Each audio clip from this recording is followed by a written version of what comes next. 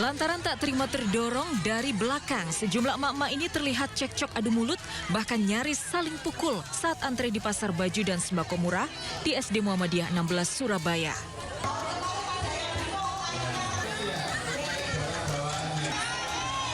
Kericuan terjadi beberapa saat sebelum gerbang sekolah dibuka. Ratusan emak-emak yang tengah antre saling dorong tidak sabar masuk. Dalam pasar murah ini, para emak berburu beli baju dan sembako sumbangan dari orang tua siswa seharga mulai 5.000 hingga 100 ribuan. Dorong baju buat lebaran. Harganya gimana ini tadi, Bu? Harganya murah, 5.000 dapat 2. Oh gitu. Beli berapa ini tadi? Terus 200 tadi. Oh gitu.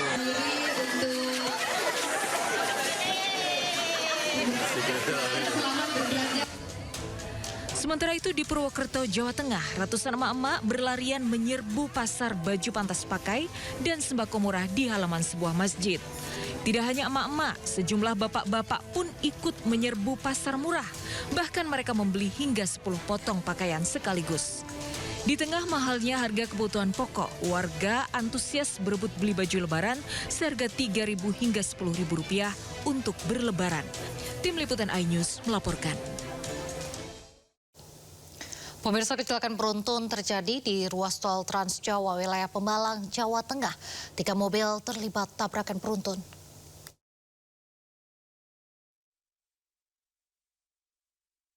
Tiga mobil terlibat kecelakaan beruntun di ruas tol Trans Jawa kilometer 302-900 di Wanamulya, Pemalang. Kecelakaan ini melibatkan 2 mobil pemudik dan sebuah truk. Kecelakaan terjadi, mobil melaju dari arah Jakarta, tiba-tiba mengerem mendadak hingga ditabrak truk di belakangnya dan menabrak mobil pemudik di depannya yang sedang berhenti di bahu jalan. Mobil pemudik yang menabrak mengalami kerusakan cukup parah. 2 korban luka dibawa ke rumah sakit Siaga Medika dan diperbolehkan rawat jalan. Polisi melakukan penyelidikan menelusuri identitas truk yang diduga terlibat dalam kecelakaan ini karena melarikan diri. Kecelakaan diduga akibat pengendara kurang berhati-hati saat melintas di jalur tol yang tengah padat. Dari Pemalang, Jawa Tengah, Suryono Soekarno, iNews melaporkan. Diterjang cuaca buruk saat menyeberang dari kawasan Kronjo, Serang, Banten. Kapal motor berpenumpang 13 orang pemudik terombang-ambing selama 1 jam di perairan Kepulauan Seribu, Jakarta. Evakuasi berjalan dramatis karena angin kencang menerjang hingga membuat kapal tidak stabil.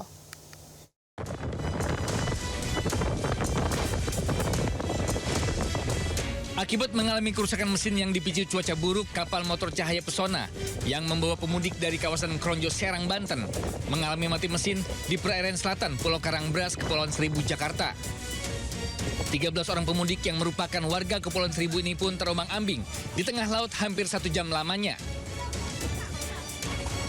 Usai mendapat laporan, tim rescue pemadam kebakaran segera melakukan proses evakuasi dan mengerahkan 6 personil. Evakuasi berjalan dramatis karena dilakukan di tengah angin kencang dan membuat kapal tidak stabil selama pemindahan seluruh penumpang dan ABK.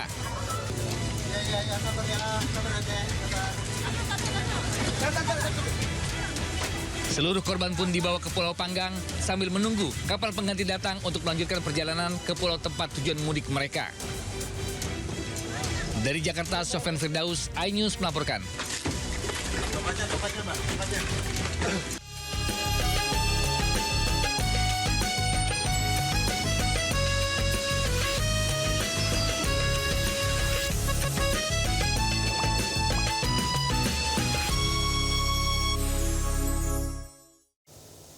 Pemirsa, jelang Hari Raya Idul Fitri, sejumlah titik mulai ramai. Salah satunya di Stasiun Pasar Senen, Jakarta. Stasiun Pasar Senen, Jakarta terpantau ramai. Sejumlah penumpang terus berdatangan untuk mudik ke kampung halaman. Sebanyak lebih dari 23.000 penumpang berangkat dari Stasiun Pasar Senen, Jakarta. Jumlah ini meningkat bila dibandingkan dengan hari sebelumnya yang mencapai 19.000 penumpang. Sejumlah wilayah tujuan favorit para pemudik yakni ke Yogyakarta dan Semarang.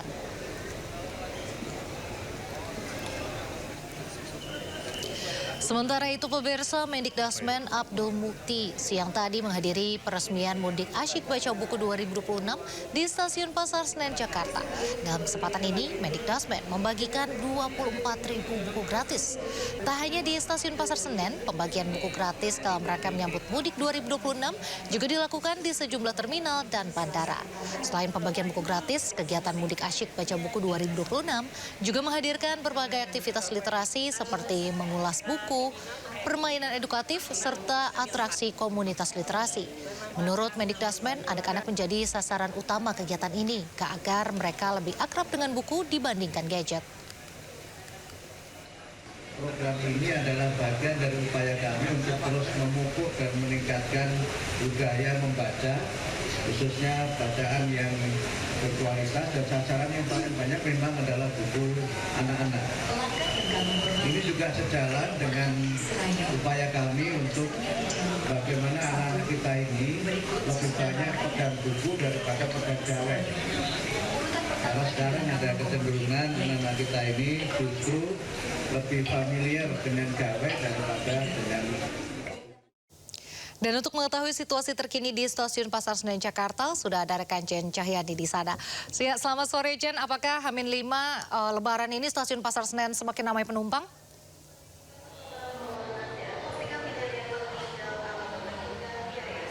Iya, Nadia dan juga pemirsa, ya betul sekali, H-5 Lebaran atau Hari Raya Idul Fitri di Stasiun Pasar Senen masih saja dipadati oleh para calon penumpang yang ingin melakukan perjalanan mudik menggunakan mode transportasi kereta api. Dan seperti bisa dilihat kalau di belakang saya ini memang masih ramai sekali di Stasiun Pasar Senen menjelang sore hari. Dan meskipun kalau dari segi angka, tadi kami sempat tanyakan kepada Humas Daob 1 Jakarta, ini masih di bawah dari hari kemarin, di mana ini puncaknya sementara masih terjadi di hari kemarin dengan keberangkatan ada 52.000 volume penumpang yang berangkat dari Daob 1 Jakarta, sementara di hari ini ada 51.000 penumpang yang berangkat dari Stasiun Pasar Senen Jakarta. Dan tentu saja ini sudah mengalami kenaikan ya dari periode angkutan Lebaran di tahun lalu, tahun 2025, di mana tahun ini semakin ramai dan juga semakin padat, kemudian kursi yang disediakan juga semakin banyak.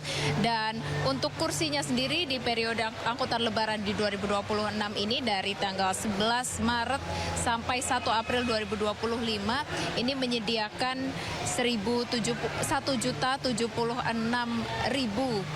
kursi penumpang untuk angkutan mudik Lebaran, dan yang sudah terjual ada 719.000 tiket atau kursi yang sudah terjual, di mana ini artinya masih ada sisa kursi atau tiket yang masih diperjualbelikan bagi para calon penumpang yang belum merencanakan mudiknya atau nanti kembali dari mudik. Dan tadi kami juga sempat tanyakan kepada Humas Daob 1 Jakarta kalau masa angkutan Lebaran atau periode angkutan Lebaran 2026 ini dari Daob 1 Jakarta juga kembali menambahkan atau kembali mengadakan kereta tambahan untuk jarak jauh, diantaranya dari 68 perjalanan kereta api per harinya ini ada 13 kereta api tambahan yang berangkat dari Stasiun Gambir, dan juga ada 7 kereta api tambahan yang berangkat dari Stasiun Pasar Senen. Jadi ini bisa menambah kuota atau kursi bagi calon penumpang yang akan melakukan perjalanan mudiknya, karena memang ada peningkatan atau kenaikan volume dari tahun kemarin di tahun ini, dan ini menjadi salah satu antisipasi dari KAI, PT KAI Daob 1 Jakarta atas kenaikan volume yang terjadi pada tahun ini. Selain itu juga Nadia dan juga pemirsa, di periode angkutan Lebaran tahun ini dari PT KAI juga mengadakan diskon atau memberlakukan diskon atau potongan tarif sebesar 30%, dan ini kuotanya juga masih ada. Jadi bagi para calon penumpang, masyarakat yang sedang merencanakan perjalanan menggunakan mode transportasi kereta api tentu saja masih bisa dibeli untuk tiket yang dengan potongan harga tersebut atau diskon tiket 30% tersebut. Dan nanti kami masih akan pantau sampai malam hari apakah semakin ramai atau tidak, karena kalau sore hari ini sudah ramai dan malam hari nanti juga masih banyak sekali kereta yang akan berangkat dari stasiun Pasar Senen, dan apakah nanti akan semakin ramai nanti masih akan kita pantau di stasiun Pasar Senen Jakarta. Sementara itu Nadia Reisa. Terima kasih Jen Cahyani atas laporannya dari Stasiun Pasar Senen Jakarta Pusat. Kita tunggu laporan berikutnya. Selamat bertugas kembali, sehat selalu. Pemirsa, 5 hari jelang Lebaran, gerbang tol Cikampek Utama masih terpantau ramai lancar. Meskipun ramai lancar, namun peningkatan kendaraan signifikan terjadi mulai kemarin sejak diberlakukan diskon tarif tol 30% hingga hari ini. Gerbang tol Cikampek Utama pagi ini terpantau ramai lancar. Belum terlihat adanya penumpukan kendaraan. Meskipun ramai lancar, namun lonjakan kendaraan sudah terjadi sejak diberlakukannya diskon tarif tol 30% pada 15 Maret kemarin. Dalam sehari tercatat lebih dari 168.000 kendaraan yang masuk dari gerbang tol Cikatama menuju tol Trans Jawa. Diprediksi lonjakan kendaraan terjadi malam ini lantaran ada cuti lebaran bersama dan hari ini merupakan hari terakhir pemberlakuan diskon tarif tol 30%. Sementara puncak arus mudik lebaran 2026 diperkirakan akan terjadi pada hari ini sampai tanggal 18 Maret 2026.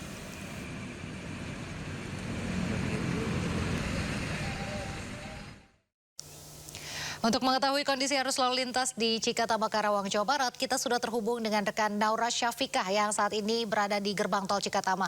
Ya, selamat sore Naura, bagaimana pantauan arus mudik pada sore ini?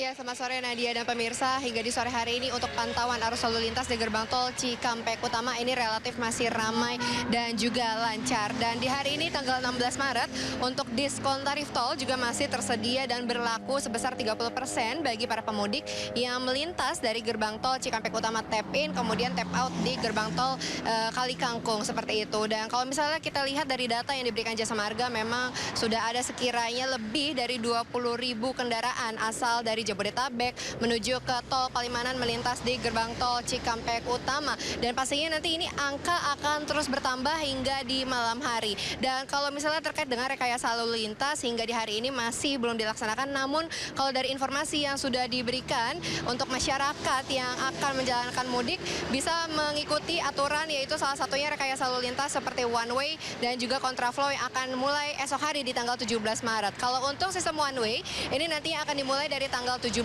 hingga 20 Maret, dimulai dari pukul 12 hingga dini hari tanggal 24 Maret.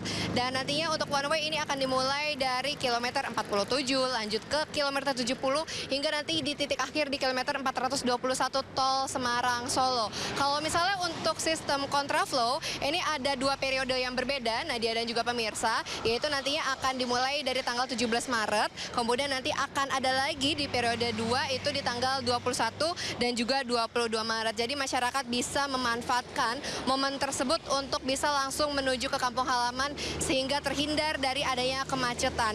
Dan selain dari adanya rekayasa sistem one way kemudian juga kontraflow yang akan diterapkan esok hari, per hari ini dan juga dari kemarin lusa ini juga sudah ada rekayasa dari gardu tol. Pihak Jasa Marga sudah menyediakan sekiranya 19 gardu tol aktif untuk melayani pemudik yang melintas dari arah Jakarta menuju ke tol Palimanan yang melewati gerbang tol Cikampek Utama. Dan salah satu yang masih menjadi hambatan ataupun adanya penumpukan kendaraan ini diakibatkan dari pengemudi yang kekurangan saldo e-tol. Jadi sebelum melewati gerbang tol, pastikan kembali untuk calon pemudik ataupun para pemudik, pastikan kembali untuk saldo tol ini dalam nominal yang cukup sehingga tidak menimbulkan kemacetan yang berarti karena adanya dari pemudik yang harus isi e-tol dan top up e-tol terlebih dahulu. Sementara itu Nadia kembali ke studio.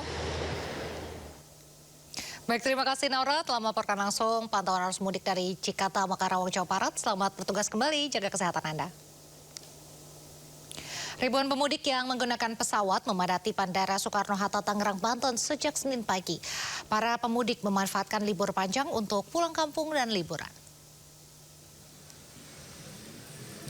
Terminal 3 Bandara Soekarno-Hatta dipadati penumpang sejak Senin pagi. Pemudik memanfaatkan libur Hari Raya Idul Fitri untuk pulang ke kampung halaman. Antrian panjang di area counter check-in penerbangan domestik pun terjadi. Didominasi penumpang adalah keluarga. Petugas mencatat tren peningkatan jumlah penumpang terus terjadi dan jumlah penumpang hari ini mencapai 167.000 dengan 1.162 penerbangan.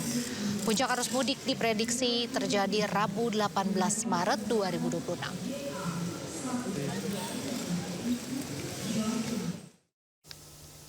Sementara itu di Terminal Kalideres Jakarta Barat, calon penumpang yang akan pulang ke kampung halaman mulai ramai, terutama tujuan Jawa Tengah dan juga Sumatera.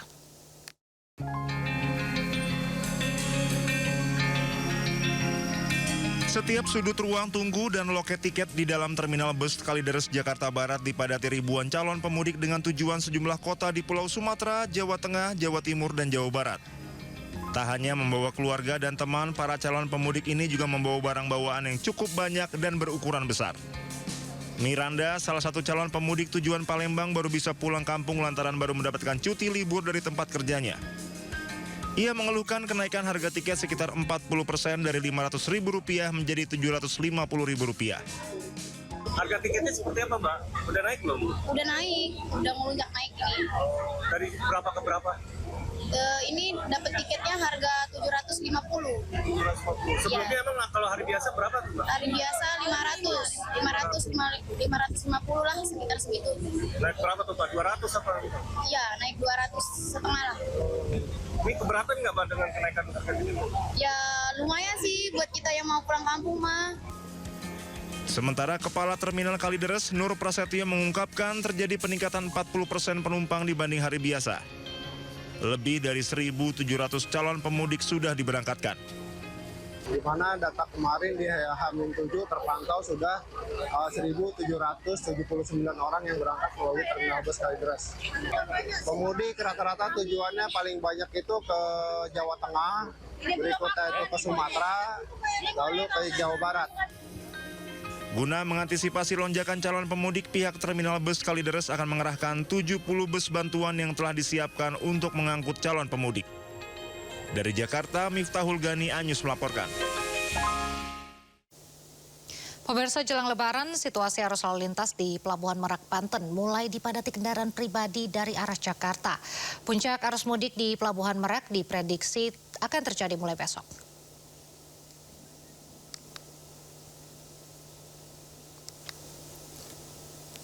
Volume kendaraan pemudik yang menuju Pulau Sumatera melalui Pelabuhan Merak, Banten mulai meningkat.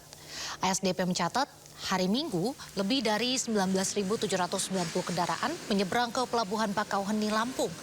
Jumlah ini naik 40,8% dibandingkan periode tahun lalu. Para pemudik memilih berangkat lebih awal untuk menghindari kepadatan yang biasanya terjadi mendekati Hari Raya Idul Fitri. Diprediksi puncak arus mudik akan mulai terjadi besok.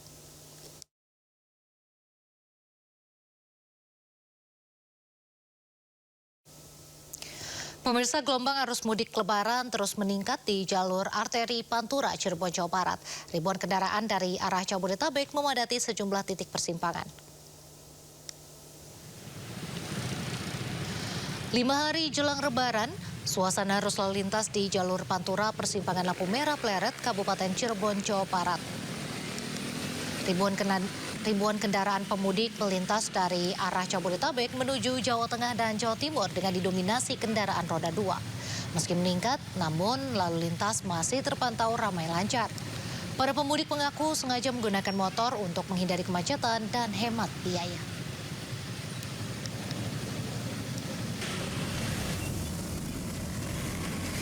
Berbagai macam barang dibawa oleh pemudik untuk pulang ke kampung halaman, mulai dari kandang burung hingga gas LPG. Tidak hanya itu pemirsa, sejumlah kendaraan bajai juga turut meramaikan momen mudik.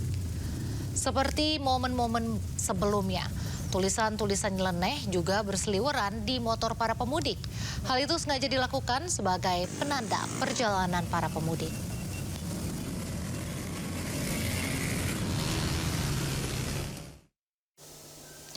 Volume kendaraan di sejumlah ruas tol mulai mengalami peningkatan. Di ruas tol Cikopo Palimanan, Cirebon, Jawa Barat, arus lalu lintas ramai lancar.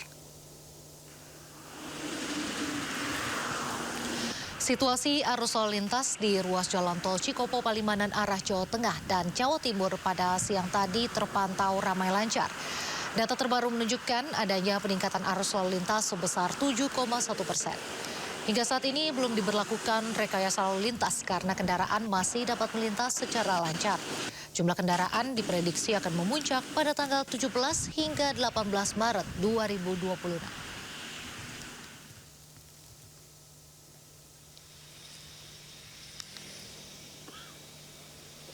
Sementara itu, kondisi arus lalu lintas di jalur selatan Lingkar Gentong Tasikmalaya, Jawa Barat masih nampak lengang. Arus lalu lintas terpantau sepi dan belum terlihat adanya pergerakan yang signifikan. Jalur selatan Lingkar Gentong menjadi salah satu jalur alternatif bagi para pemudik. Puncak kepadatan di Lingkar Gentong diprediksi akan terjadi pada 2 hari jelang Lebaran. Pemudik diimbau untuk tetap waspada mengingat medan jalan di jalur Lingkar Gentong ini cukup ekstrim dengan banyaknya tikungan tajam dan jalan menurun yang curam.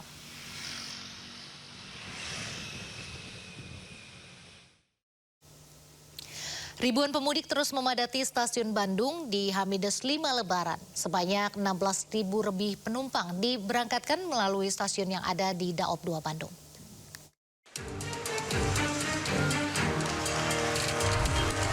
Lima hari jelang Lebaran, ribuan pemudik semakin memadati stasiun Bandung, Jawa Barat. Lebih dari 260.000 tiket sudah terjual, dengan rata-rata tujuan ke Jawa Tengah dan Jawa Timur. Sementara hari ini, PT KAI Daop 2 Bandung memberangkatkan 16.000 penumpang dan stasiun Bandung 6.200 penumpang. Meski kesulitan mendapatkan tiket, para penumpang tetap mudik menggunakan moda kereta api. Kendala gitu waktu tadi malam tuh kan, tiba-tiba aplikasinya error, terus dibantu sama kakak dipesenin kayak gitu. Akhirnya bisa dapat waktu tadi subuh gitu dapat. Tujuannya kemana? Ke Karawang. Ke Karawang? Iya.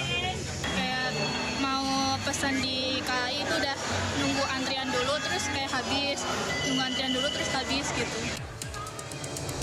Menurut manajer Humas Daop 2 Bandung, saat ini tiket yang terjual sudah lebih dari 70%. Beberapa perjalanan dengan tanggal favorit sudah ludes terjual. Sebagian besar berjalan menuju arah timur, Jawa Tengah dan Jawa Timur, seperti juga ke Semarang, ke Jogja, Solo, Madiun, dan Surabaya. Kalau kita lihat rata-rata tentunya tidak akan sama ya hari ke hari penjualan tiketnya. Tapi rata-rata saat ini ketersediaannya sudah lebih kurang sekitar 7 sampai dengan 8.000 untuk satu harinya. Diprediksi puncak arus mudik di stasiun Bandung akan terjadi pada Rabu besok, mengingat sudah masuk ke libur Nyepi dan libur Lebaran. Dari Bandung, Jawa Barat, Ervan David, iNews melaporkan. Puncak arus mudik di Pelabuhan Gilimanuk, Jembrana, Bali mengakibatkan kemacetan mengular hingga 36 km. Panjangnya kemacetan dan teriknya cuaca membuat belasan pemudik pingsan.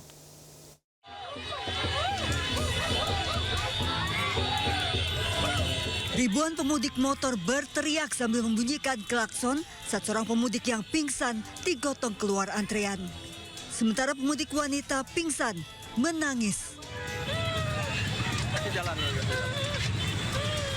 Pemudik wanita yang pingsan berhasil dievakuasi melewati antrean kendaraan dilarikan ambulans ke posko kesehatan. Total 17 pemudik mengalami gangguan kesehatan, pingsan maupun terluka akibat kepanasan terlalu lama mengantre.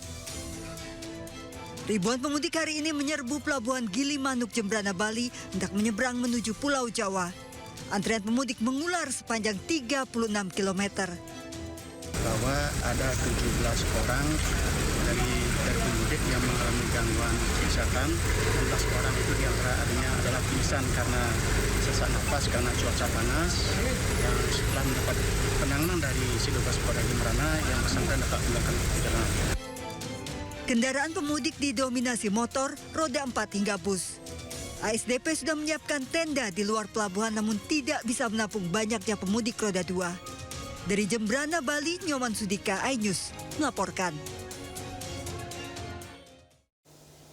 Pemirsa, jika Anda mudik melalui jalur Pantura di Indramayu, Jawa Barat, pasti akan menemui penyapu uang.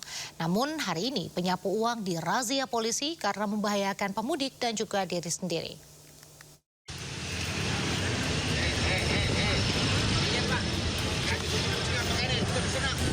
Puluhan warga ini berlari menghindari kejaran polisi yang melakukan razia di jembatan Sukra, jalur Pantura Indramayu. Para pelaku dari berbagai usia menantikan warga yang melempar uang berbagai pecahan dengan sapu. Polisi melakukan penertiban untuk keamanan warga yang mudik dan para pelaku. Puluhan sapu yang terbuat dari ranting pohon diamankan polisi. Polisi menegur warga agar tidak melakukan aktivitas ini karena padatnya jalur pantura. Jika kembali melakukan, polisi akan memberi tindakan tegas. Dari Indramayu, Jawa Barat, To Iskandar, iNews melaporkan. 85 kendaraan terjaring dalam penyekatan dan razia kendaraan Sumbu 3 di wilayah hukum Polres Sumedang. Langkah penyekatan dan razia terhadap truk besar dan tronton ini merupakan bagian dari operasi Ketupat Lodaya 2026 hari Minggu. Wakapolda Jawa Barat Brigjen Pol Adi Vivit Agustiadi Bahtiar memimpin langsung kegiatan penyekatan dan razia kendaraan Sumbu 3 di wilayah hukum Polres Sumedang. Petugas melakukan pemeriksaan dokumen kendaraan dan izin angkutan hingga melakukan penindakan terhadap kendaraan yang melanggar waktu operasional serta pelanggaran overdimension overloading. Hasilnya, petugas menjaring 85 kendaraan truk Sumbu 3 yang kedapatan melanggar aturan operasional maupun terkait muatan. Penyekatan ini merupakan langkah strategis kepolisian dalam menjaga kelancaran arus lalu lintas menjelang masa mudik Lebaran.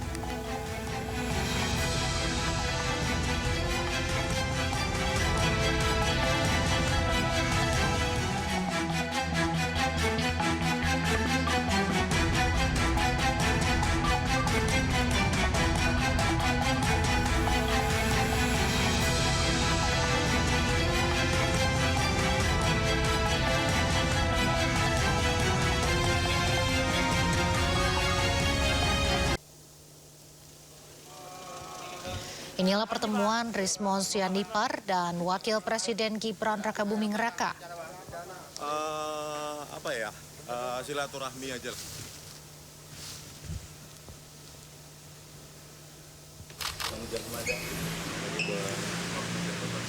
Nah, pemirsa, ini bisa dilihat saat keduanya terlibat perbincangan kecil dan saling mengobrol.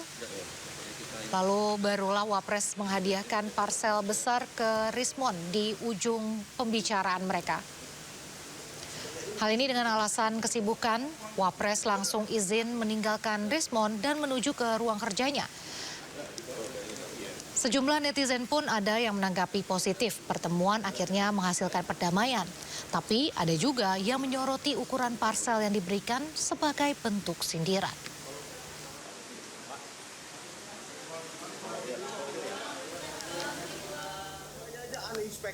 Belum pernah orang memberikan saya seperti ini. Seperti inilah reaksi Rismon Sianipar usai diberi parsel berukuran besar dari Wapres Gibran Rakabuming Raka. Saking besar ukurannya, saat sesi interview, Rismon harus meletakkan terlebih dahulu parsel tersebut. Rismon menyatakan apresiasi baru pertama kali justru menerima hadiah parsel dari keluarga yang selama ini diprotes dengan cara tidak proporsional. Rismon mengaku parsel itu besar dan juga berat untuk dibawa. Kepergian Rismon dari kantor Wapres membawa bingkisan parsel besar tentunya mendapat sorotan setelah protes dan mengkritik habis-habisan terkait ijazah. Lalu diberi hadiah parsel, kemudian pulang tak kritik lagi.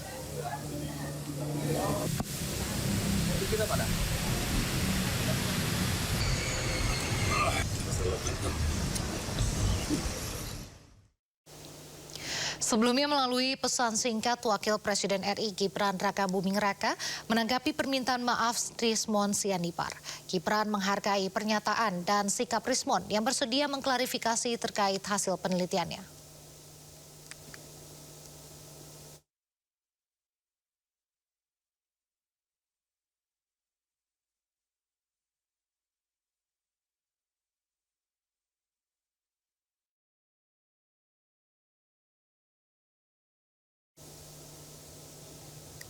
Sebelumnya lagi, Rismon juga sudah mengunjungi kediaman Jokowi di Solo pada Kamis siang. Kedatangan Rismon ke rumah Jokowi dilakukan setelah mengajukan restoratif justice di kasus tudingan ijazah palsu. Rismond sebelumnya telah ditetapkan tersangka bersama Roy Suryo CS. Sementara Egy Sujana dan Damai Hari Lubis, status tersangkanya dicabut setelah berdamai dengan Jokowi.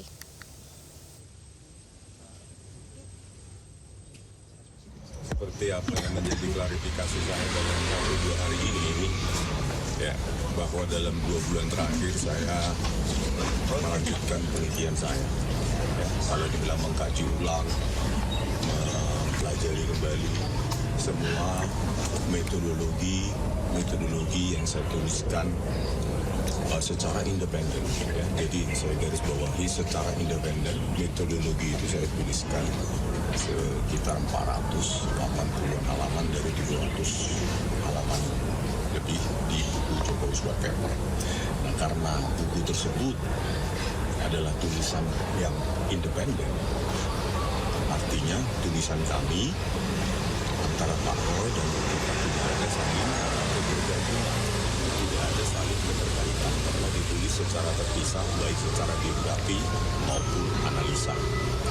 Nah, terkait dengan itu, maka saya tentu tetap melanjutkan penelitian saya. Apa yang dilakukan Pak Roy dan Bu Tiva saya tidak tahu, ya, karena memang objek kajian saya berbeda. Nah, dalam penelitian lanjutan saya ada temuan-temuan baru yang memang berdasarkan penelitian juga dapat dipertanggungjawabkan secara ilmiah dan secara akademik, bukan dengan narasi yang suka atau tidak suka, dihina atau tidak, dicaci maki atau tidak. Ini murni bisa dipertanggungjawabkan. Apa itu? Ya, pertama saya dapati memang sejak gelar perkara ditunjukkan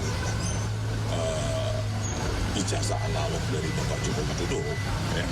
Terus saya kaji lagi apa yang saya amati di situ, bahwa ada emboss, ada watermarks, ya. Jadi emboss dan watermarks ini menjadi objek kajian saya, dan saya teliti memang tidak ada hologram.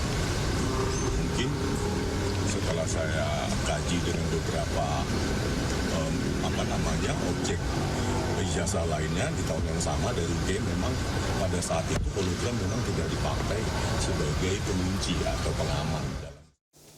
Kita ke informasi berikutnya, pemirsa. Komisi 3 DPR RI mengecam keras aksi penyerangan menggunakan air keras terhadap aktivis dan pembela hak asasi manusia Andri Yunus. Peristiwa tersebut dinilai bukan sekedar tindak kriminal biasa, melainkan kejahatan yang mengancam nilai demokrasi dan perjuangan HAM di Indonesia. Komisi 3 DPR RI telah menggelar rapat khusus untuk membahas penyerangan tersebut. DPR menyatakan keprihatinan dan mengecam keras tindakan kekerasan terhadap pembela HAM.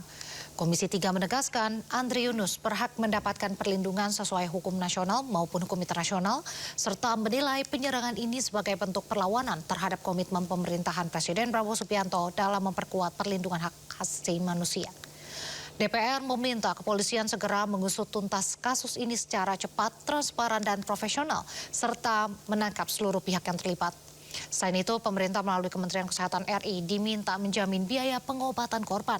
Sementara Polri bersama Lembaga Perlindungan Saksi dan Korban diminta memberikan perlindungan khusus bagi korban dan juga keluarganya. Komisi 3 DPR RI meminta kepada Polri untuk mengusut tuntas kasus penyiraman air keras kepada saudara Andri Yunus secara cepat, transparan, dan profesional, serta segera mengungkap dan menangkap para pelakunya, baik yang merencanakan, memerintahkan, melaksanakan, maupun melakukan perbantuan sesuai dengan ketentuan perundang-undangan. 4. Komisi 3 DPR RI meminta kepada pemerintah, dalam hal ini Kementerian Kesehatan Republik Indonesia, untuk menjamin seluruh biaya pengobatan terbaik dan pemulihan kesehatan saudara Andri Yunus. 5. Komisi 3 DPR RI meminta Polri dan Lembaga Perlindungan Saksi dan Korban (LPSK) untuk berkoordinasi dan memberikan perlindungan khusus kepada saudara Andri Yunus beserta keluarga organisasinya serta pihak-pihak terkait lainnya untuk menjamin keamanan agar tidak terjadi kekerasan susulan kepada mereka. 6. Komisi 3 DPR RI akan terus mengawal penanganan kasus penyiraman air keras terhadap saudara Andri Yunus untuk memastikan ditegakkannya hukum, kebenaran dan keadilan bagi saudara Andri Yunus dengan melakukan rapat kerja dan rapat dengar pendapat secara berkala dengan aparat penegak hukum terkait.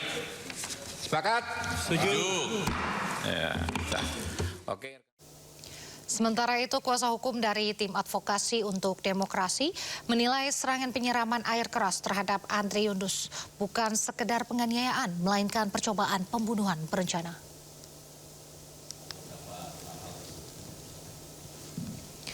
Hal ini disampaikan oleh kuasa hukum dari tim advokasi untuk demokrasi Fadil Al-Fatan dalam konferensi pers pada siang tadi. Menurutnya, kesimpulan sementara ini didapatkan dari kajian hukum dan analisis berbagai bukti serta diskusi dengan para ahli. Ia pun mendorong pemerintah dan pihak berwajib untuk mengusut tuntas kasus ini secara transparan. Kesimpulan sementara kami bahwa serangan terhadap rekan kami Andri Yunus adalah percobaan pembunuhan berencana. Saya ulangi, serangan terhadap rekan kami Andri Yunus adalah percobaan pembunuhan berencana. Kenapa kami katakan demikian? Kami menguji peristiwa ini secara komprehensif dengan ketentuan pasal 459 KUHP tentang pembunuhan berencana, kemudian mengujinya juga dengan pasal 17 KUHP tentang percobaan tindak pidana, dan juga kami menguji dengan pasal 20 huruf C dan D KUHP mengenai penyertaan. Yang pertama, serangan ini menunjukkan indikasi kuat sebagai tindakan yang direncanakan dan dilakukan secara terorganisir. Cara pelaku kemudian menyerang dengan menyiramkan cairan kimia berbahaya, cairan asam, secara langsung kepada tubuh rekan kami, ke bagian tubuh vital, termasuk wajah dan area pernafasan, menunjukkan bahwa tindakan tersebut bukan sekedar kekerasan biasa, kawan-kawan, melainkan ini adalah potensi yang dibutuhkan untuk kemudian mencoba untuk menghilangkan nyawa korban dengan intensi membuat korban kemudian gagal nafas atau paling tidak menghendaki adanya cacat terhadap kawan kami. Oleh karena itu kami memandang serangan ini sebagai dugaan kuat percobaan pembunuhan berencana yang harus diusut secara serius oleh aparat hukum secara menyeluruh, dan ini nanti akan dielaborasi lebih lanjut oleh kawan-kawan tim hukum.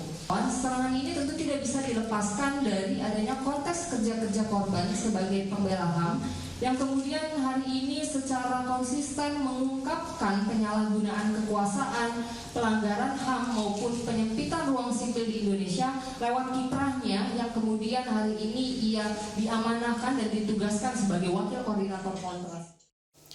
Guna mengusut kasus teror air keras yang menimpa aktivis Kontras Andri Yunus, polisi membuka posko pengaduan. Sementara menurut Kompolnas, polisi harus membongkar otak di balik kasus penyiraman air keras yang menimpa Andri Yunus.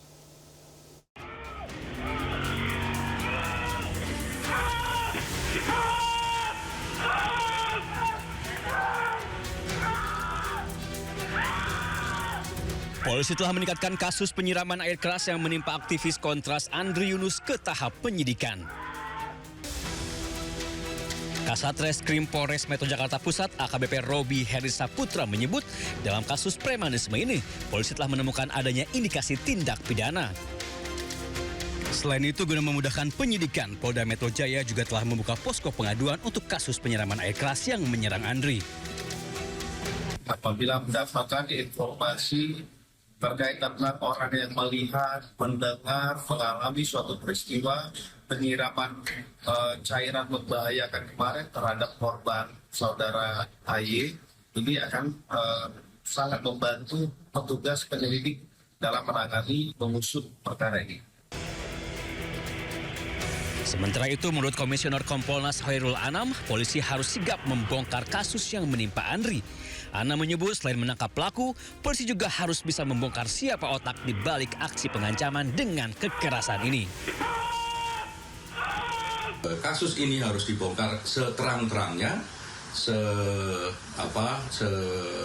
dibongkar siapapun pelakunya, termasuk dibalik pelakunya ini, ya karena ini untuk memastikan peristiwa yang sama ya tidak terulang kembali.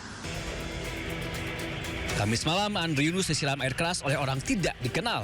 Malam itu saat Andri hendak pulang di kantor YLBHI, tiba-tiba saja di Jalan Salemba, ia dicegat pengendara motor dan langsung menyiramnya dengan air keras.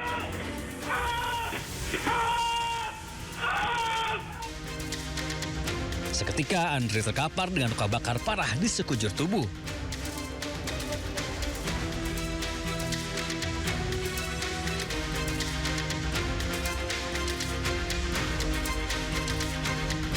Apa yang dialami Andri Yunus ketika memantik kemarahan publik, PBB bahkan menyampaikan keprihatinan, bahkan menyebutnya sebagai tindakan pengecut.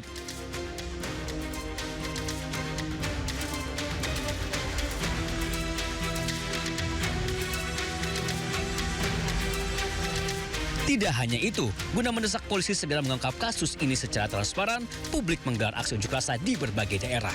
Tim Liputan AI News melaporkan.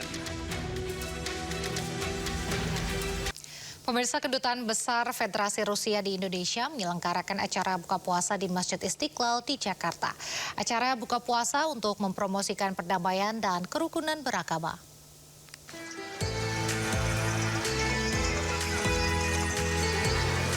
Ribuan jamaah menghadiri acara buka puasa yang diselenggarakan oleh Dewan Spiritual Muslim Rusia di Masjid Istiqlal, Jakarta. Para diplomat Rusia dan pejabat tinggi lainnya juga turut hadir dalam acara ini. Tidak hanya buka puasa, dalam acara ini juga diberikan santunan ke sejumlah warga. Kedutaan Rusia secara rutin menyelenggarakan acara buka puasa bersama warga, tetapi dalam skala yang lebih kecil di lingkungan kedutaan. Duta Besar Rusia menjelaskan bahwa acara ini bertujuan untuk membangun sejarah panjang hubungan Indonesia-Rusia dan mempromosikan perdamaian dan kerukunan beragama. Maybe we can take as a symbol and we let's show to the rest of the world that Christians, Muslim and representative of other religions can live in peace and can share same values of compassion, of friendship, of peace and understanding. And of course, I believe in this current situation when there is a war in the Middle East, this is a good example. Acara ini juga menyoroti penguatan hubungan antara Rusia dan Indonesia yang menandai 75 tahun hubungan diplomatik pada tahun 2026. Suasana Ramadan di berbagai kota besar di Pakistan berlangsung dengan penuh kehangatan dan solidaritas, khususnya pada waktu menjelang berbuka puasa.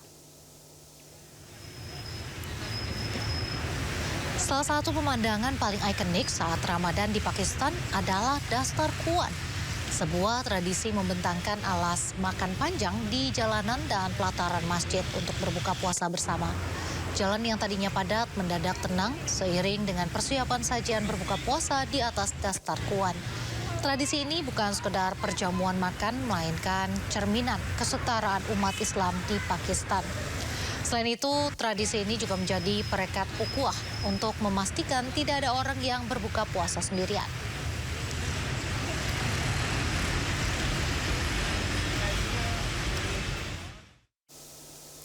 Selanjutnya saya akan ajak Anda untuk mengetahui bagaimana situasi Ramadan di Pakistan, dan kita sudah bergabung dengan kami mahasiswa Indonesia di Pakistan, Rama Fauzan Azima. Selamat sore waktu Indonesia, Mas Rama.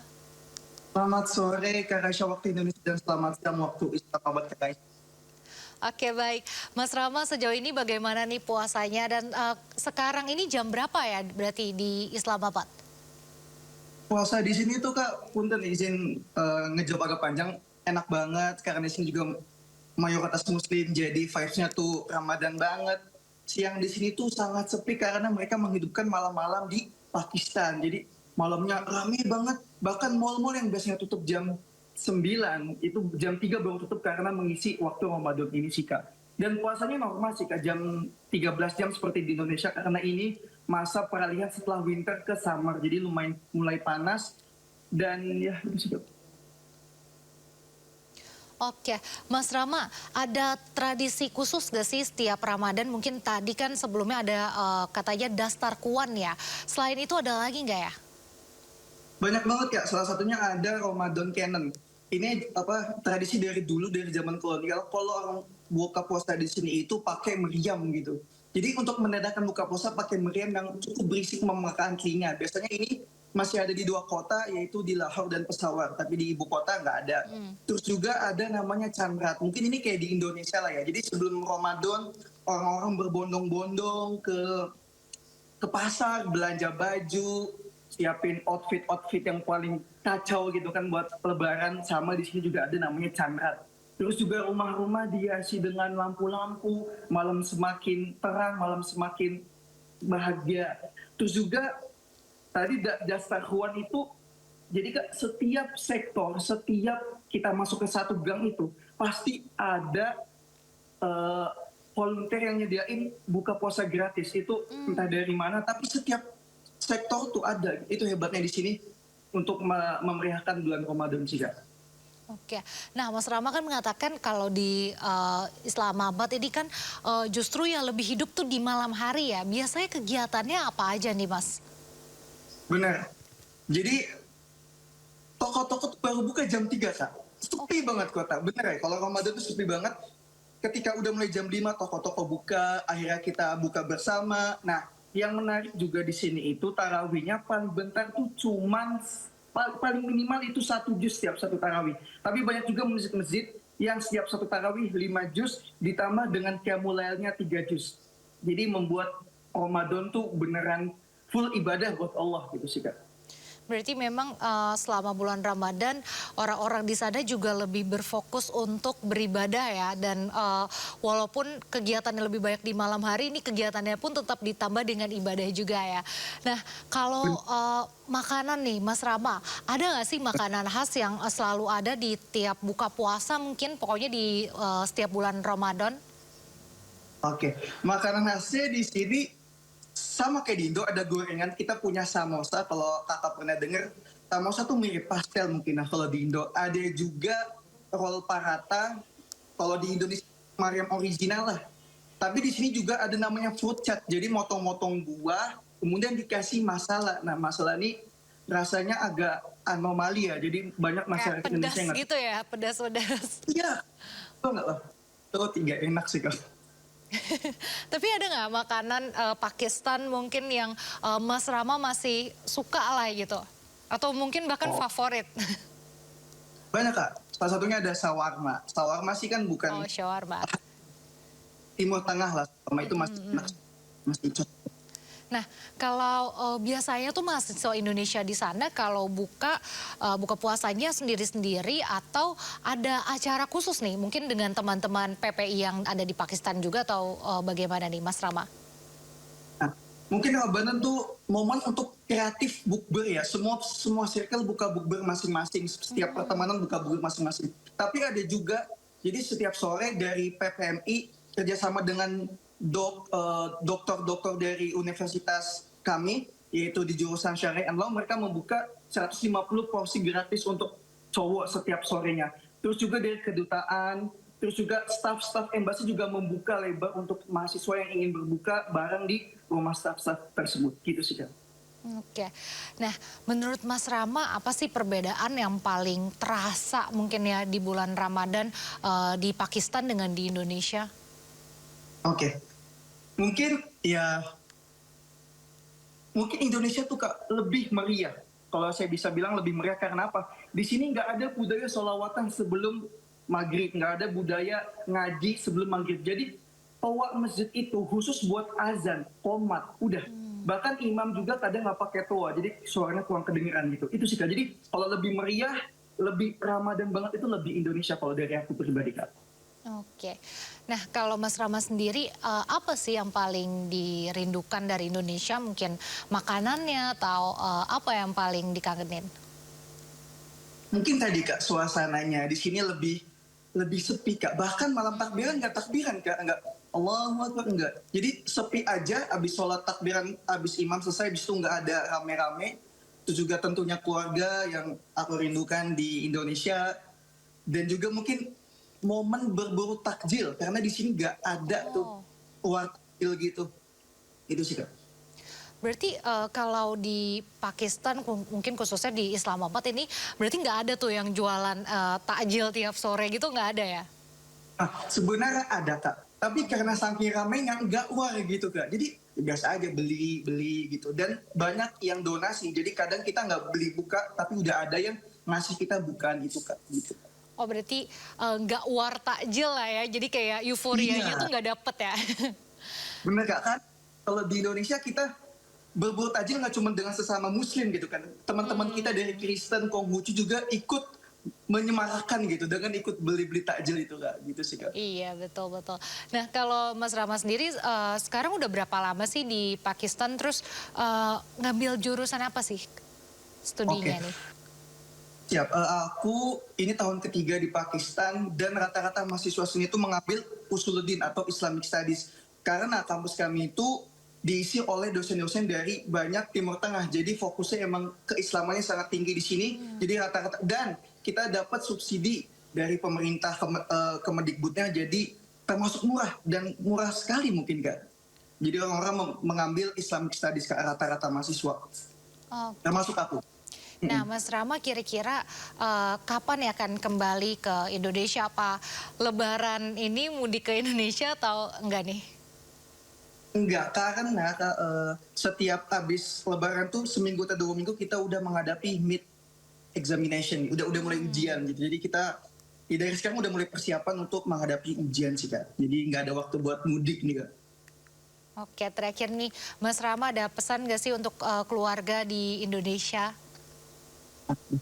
Makasih Kak kesempatannya untuk ayah bunda, keluarga, tante kita, Mbak Uti yang lihat Rama sekarang mungkin atau nanti nggak live.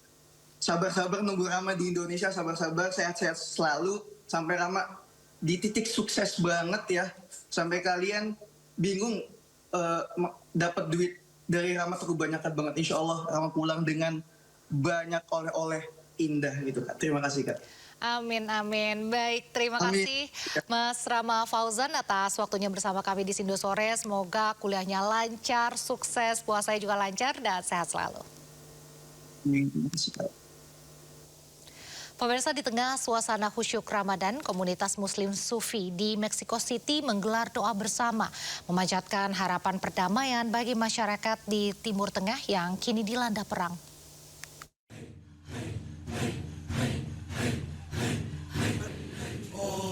Komunitas Muslim Sufi di Mexico City menjalankan Ramadan dengan cara yang penuh makna, memanjatkan doa bagi perdamaian dunia, khususnya bagi masyarakat di Timur Tengah yang dilanda perang. Para jamaah berkumpul untuk salat berjamaah, berbuka puasa, menyanyikan musik spiritual, hingga melakukan ritual suci sama, tarian meditasi berputar yang menjadi tradisi dalam praktik tasawuf. Pemimpin komunitas Sufi setempat, Syekh Aminata Slima Jerahi, mengatakan doa mereka ditunjukkan bagi semua orang yang menderita akibat kekerasan dan perang.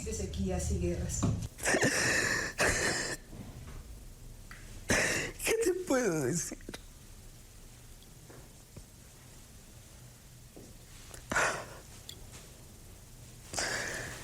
Ay, Dios mío, mira, lo único que sí te puedo decir es que sí creo que si hay un pueblo en este mundo preparado para hacer frente a esta calamidad es Irán. Di tengah meningkatnya ketegangan di Timur Tengah, komunitas ini berharap doa dan spiritualitas dapat membawa harapan, serta mengingatkan bahwa perdamaian adalah kebutuhan seluruh umat manusia. Kembali ke dalam negeri pemirsa, di pusat kota Banda Aceh berdiri kokoh masjid terkenal dengan keindahannya yang memukau. Masjid Raya Baitur Rahman. Tidak hanya indah, tetapi juga memiliki sejarah panjang dan menjadi simbol agama, budaya, serta perjuangan rakyat Aceh di masa lalu.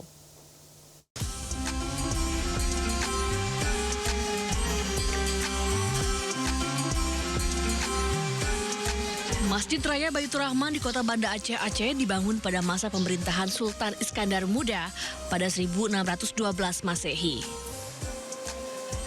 Masjid kebanggaan masyarakat Aceh ini memiliki sejarah panjang dalam peradaban Islam, hingga pernah menjadi saksi bencana tsunami pada tahun 2004 silam. Berdiri kokoh di pusat ibu kota, Masjid Raya Baitur Rahman tak hanya digunakan sebagai tempat ibadah, namun juga menjadi pusat pendidikan serta perkembangan ilmu agama. Kini Masjid Raya Baitur Rahman juga menjadi salah satu objek wisata religi terkenal di Tanah Rencong. Saat bulan suci Ramadan, masjid ini kerap dikunjungi warga dari berbagai daerah untuk beribadah. Saya menyempatkan diri untuk berkunjung ke Masjid Raya, melakukan ibadah di sini, kemudian berkeliling melihat keindahan Masjid Raya. Pada masa pemerintahan Sultan Iskandar Muda, Masjid Raya Baitur Rahman digunakan sebagai pusat penyiaran agama Islam. Sementara pada masa penjajahan Belanda, masjid ini digunakan sebagai tempat ibadah sekaligus markas pertahanan rakyat Aceh dalam melawan serangan musuh. Dari Banda Aceh, Sukri Syarifuddin, iNews melaporkan. Kembali di Sindo sore, serangan Iran beberapa waktu lalu ramai diberitakan telah menewaskan Perdana Menteri Israel Benjamin Netanyahu. Namun informasi ini dibantah dengan menghadirkan pidato Netanyahu.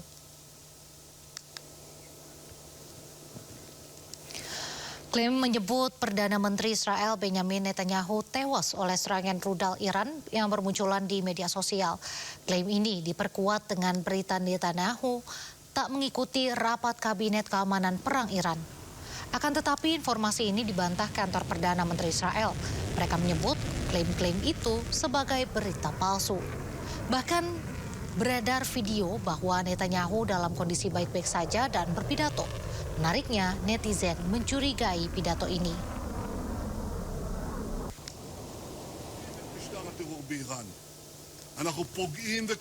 Inilah potongan pidato Perdana Menteri Israel yang bereaksi pasca dirumorkan di media sosial telah tewas. Perdana Menteri Israel Benjamin Netanyahu kembali muncul ke publik sekaligus membantah kabar dirinya terluka dan tewas akibat serangan Iran. Netanyahu menyampaikan keterangan pers melalui sambungan video pada Kamis malam waktu setempat. Kemunculan Netanyahu juga terjadi hampir bersamaan dengan pernyataan Perdana Maksud kami pemimpin tertinggi Iran yang baru, Mujtaba Khamenei di Teheran. Menariknya, sejumlah netizen menyoroti cuplikan pidato ini, di mana jika kita lihat detail tangan Netanyahu di video ini ada potongan video jumlah jarinya yang berjumlah 6. Tak sedikit netizen dunia mencurigai video ini merupakan hasil buatan artificial intelligence atau AI.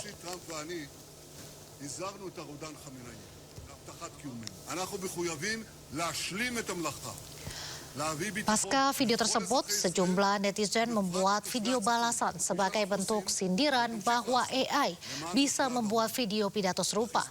Di video palsu ini, disertakan dengan cuplikan jelas, jari tangan Netanyahu dibuat berjumlah 6, bahkan berjumlah 7 jari.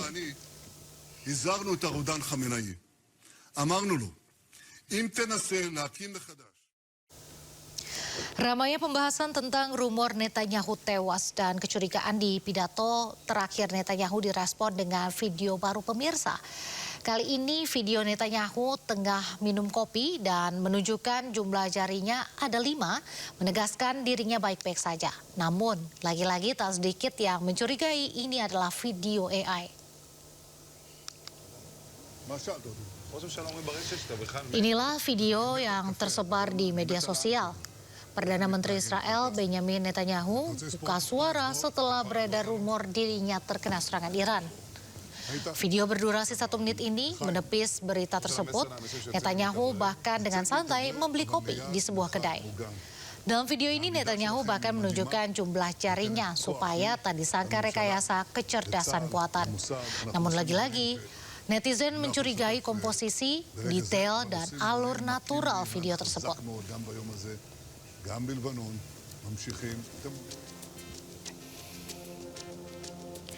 Kecurigaan yang pertama adalah panjang salah satu jari tangan Netanyahu.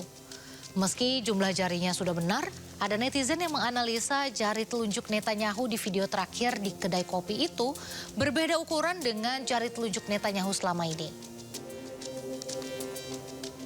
Yang bisa kita lihat, netizen membandingkan video jari telunjuk Netanyahu di kedai kopi dengan foto-foto Netanyahu di acara-acara dunia sebelum terjadinya perang.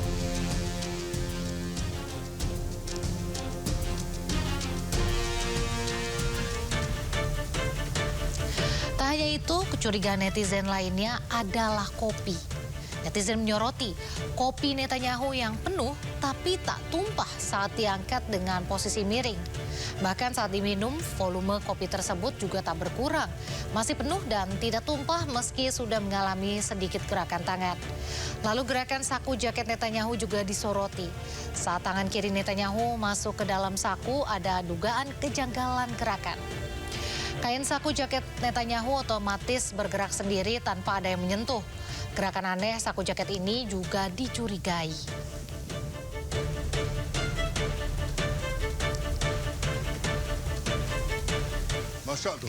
Dan terakhir, netizen mencurigai tulisan tahun di mesin papan kasir kedai kopi tersebut. Dalam foto yang di-zoom, tahun di papan kasir tertulis tahun 2024, bukan 2026. Sejumlah netizen mencurigai video ini direkayasa, di mana yang bisa kita percaya ini pemirsa.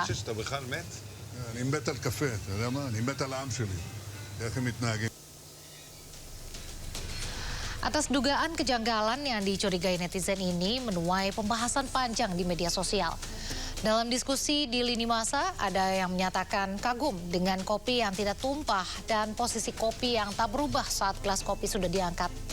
Netizen lain mengomentari, bingung dengan volume kopi yang tak berkurang padahal sudah diminum. Bahkan ada yang menyimpulkan kejanggalannya menjadi 3 poin. Yang pertama, saku jaket ajaib. Kedua, kopi yang tak terpengaruh gravitasi. Dan ketiga, customer yang menggunakan masker di balik meja kasir.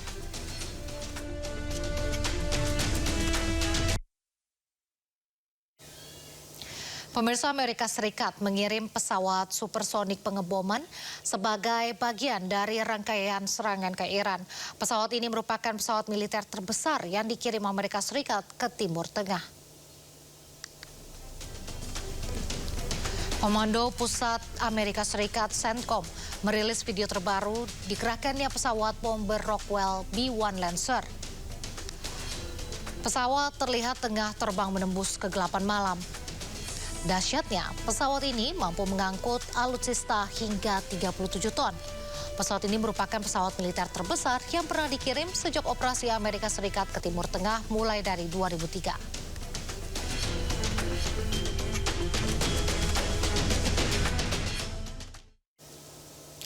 Konflik Amerika Serikat Israel dengan Iran rupanya kini tidak hanya melibatkan 3 negara. 2 negara yang tengah bertikai lainnya, Rusia dan Ukraina, justru belakangan ikut serta terlibat dalam perang di Timur Tengah ini.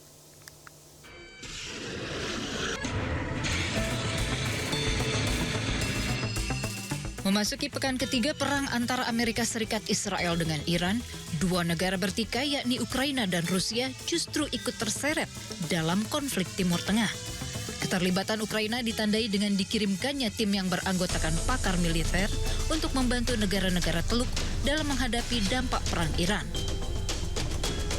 Keterlibatan Ukraina ditandai dengan dikirimkannya tim yang beranggotakan pakar militer untuk membantu negara-negara Teluk dalam menghadapi dampak perang Iran. Harapannya agar bisa melindungi masyarakat di Timur Tengah dan mendorong segera terciptanya stabilisasi kawasan, khususnya Selat Hormuz, sebagai nadi utama distribusi minyak dunia di kawasan. Presiden Ukraina Volodymyr Zelensky mengeklaim negaranya memiliki pengalaman terhebat di dunia dalam mencegah serangan drone. Pengalaman tersebut didapat dari perang menghadapi Rusia selama bertahun-tahun. Zelensky juga menuding Rusia ingin memanfaatkan situasi perang di Iran, termasuk rencana Presiden Amerika Serikat Donald Trump mengangkat sanksi ekspor minyak Rusia di tengah menggilanya harga minyak dunia akibat perang. Keterlibatan Rusia dalam perang di Iran ditandai dengan pengiriman 13 ton bantuan kemanusiaan, termasuk obat-obatan ke Iran. Bantuan ini diangkut menggunakan pesawat Il-76 menuju ke Azerbaijan sebelum diberikan ke pemerintah Iran. Azerbaijan sendiri telah memberikan bantuan seberat 32 ton yang berisi bantuan makanan dan obat-obatan.